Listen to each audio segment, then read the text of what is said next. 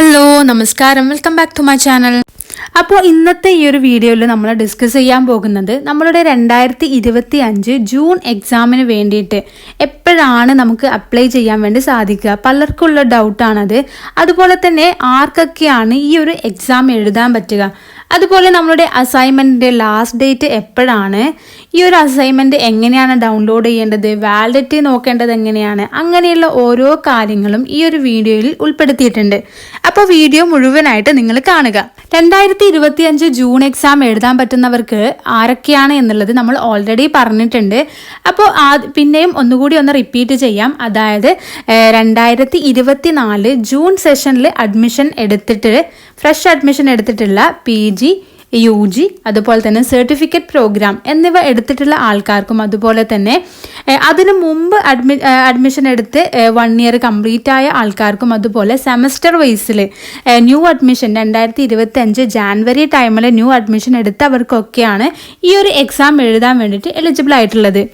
ഇതിൻ്റെ full details അടങ്ങിയ video ഞാൻ താഴെ ഡിസ്ക്രിപ്ഷനിൽ ലിങ്ക് കൊടുക്കുന്നതാണ്, വേണ്ടവർ പോയി ചെക്ക് ചെയ്യുക. അങ്ങനെ ഈ ഒരു 2025 ജൂൺ എക്സാമിന് വേണ്ടിയിട്ട് നിങ്ങൾ എലിജിബിൾ ആണെന്ന് നിങ്ങൾക്ക് മനസ്സിലായി. ഇനി എപ്പോഴാണ്, ഇനി അടുത്ത ക്വസ്റ്റ്യൻ എപ്പോഴാണ് ഇനി നിങ്ങൾക്ക് അപ്ലൈ ചെയ്യാൻ വേണ്ടി സാധിക്കുക എന്നുള്ളതാണ്. പെർ സബ്ജക്റ്റിന് നമുക്ക് തിയറി പേപ്പേഴ്സിന് വരുന്നത് 200 rupees ആണ്. ഈ ഒരു ജൂണിലെ എക്സാം എഴുതാൻ വേണ്ടിയിട്ട് ഏകദേശം മാർച്ച് പകുതിയൊക്കെ ആകുമ്പോഴേക്കും നമുക്ക് നോട്ടിഫിക്കേഷൻ വരും, നമുക്ക് എക്സാമിന് അപ്ലൈ ചെയ്യാം എന്നുള്ളത്. പിന്നെ ഉണ്ടാവുക അസൈൻമെൻറ്റ് സബ്മിറ്റ് ചെയ്താൽ മാത്രമേ നമുക്ക് എക്സാമിന് അപ്ലൈ ചെയ്യാൻ പറ്റുമോ എന്നുള്ളതാണ്.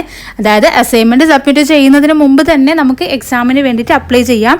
നമ്മളുടെ അസൈൻമെൻറ്റിൻ്റെ ലാസ്റ്റ് ഡേറ്റ് ഇപ്പോൾ പറഞ്ഞിട്ടുള്ളത്, നമുക്ക് പൊതുവേ പറയുന്നത് മാർച്ച് 31. അതായത് ജൂൺ സെഷൻ ആണ് നിങ്ങൾ എടുത്തത് എങ്കിൽ മാർച്ച് 31 നിങ്ങളുടെ അസൈൻമെൻറ്റിൻ്റെ ലാസ്റ്റ് ഡേറ്റ് എന്ന് പറയുന്നത്.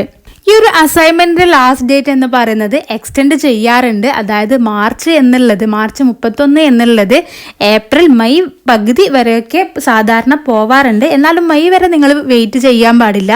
നിങ്ങൾ ചില സമയങ്ങളിൽ അവർ മെയ് വരെ നിങ്ങൾക്ക് തരാറില്ല.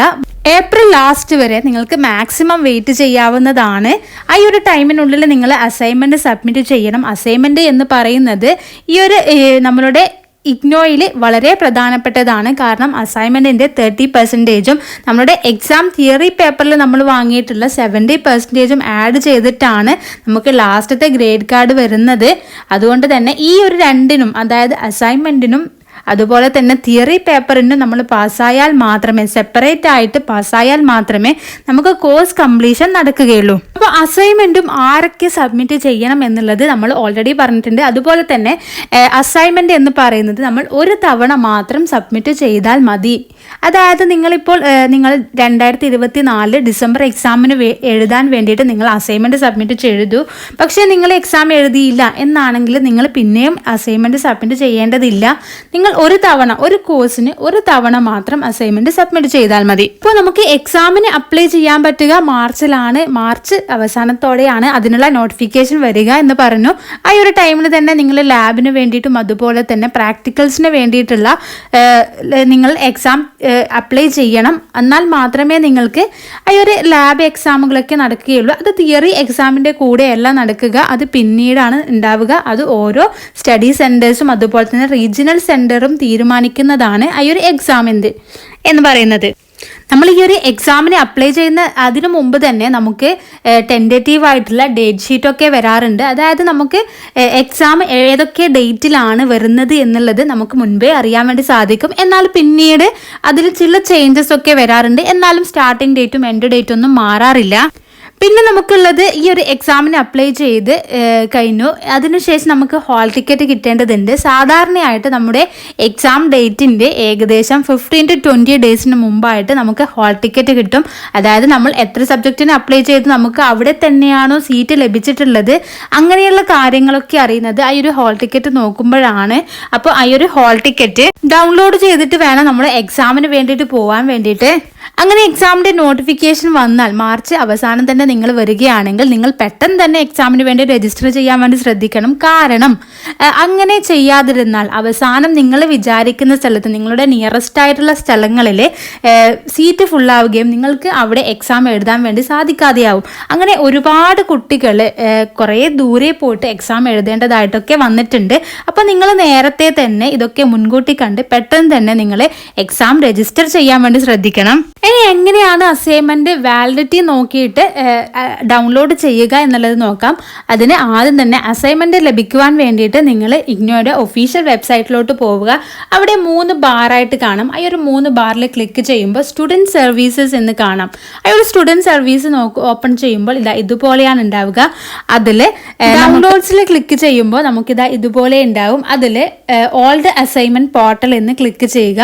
അതിൽ ക്ലിക്ക് ചെയ്യുമ്പോൾ ഇതുപോലെ master's degree, bachelor degree, PG diploma programme, certificate programme, അങ്ങനെ ഒരുപാട് ഓപ്ഷൻസ് കാണാം. ഇതിൽ നിങ്ങളുടെ കോഴ്സ് ഏതാണോ, മാസ്റ്റർ ആണെങ്കിൽ മാസ്റ്റർ സെലക്ട് ചെയ്യുക. അപ്പോൾ മാസ്റ്റർ സെലക്ട് ചെയ്യുമ്പോൾ ആ ഒരു മാസ്റ്ററിൽ വരുന്ന കുറേ കോഴ്സസ് ഉണ്ടാവും. അപ്പോൾ അതിൻ്റെ ഡീറ്റെയിൽസ് ആണ് ഈ കൊടുത്തിട്ടുള്ളത്. അതിൽ നിങ്ങളുടെ സബ്ജക്റ്റ് ഏതാണോ എന്ന് വെച്ചാൽ അത് സെലക്ട് ചെയ്യുക. അത് സെലക്ട് ചെയ്ത് ഞാനിപ്പോൾ ഇവിടെ MAPC ആണ് സെലക്ട് ചെയ്യുന്നത്. ആ ഒരു MAPC സെലക്ട് ചെയ്യുമ്പോൾ നമുക്കിതാ ഇതുപോലെയുള്ള പ്രീവിയസ് ക്വസ്റ്റ്യൻ പേപ്പറും അതുപോലെ തന്നെ ഇപ്പോൾ നമ്മൾ എഴുതേണ്ട ക്വസ്റ്റ്യൻ പേപ്പറും കാണാം. ഇതിൽ ജൂലൈ 2024, ജാനുവരി 2025 എന്നുള്ള ക്വസ്റ്റ്യൻ പേപ്പറാണ് ഞാൻ ഇപ്പോൾ സെലക്ട് ചെയ്യേണ്ടത്. കാരണം ഈ ഒരു ടൈം വാലിഡ് ആയിട്ടുള്ള ക്വസ്റ്റ്യൻ പേപ്പർ എന്ന് പറയുന്നത് അതാണ്.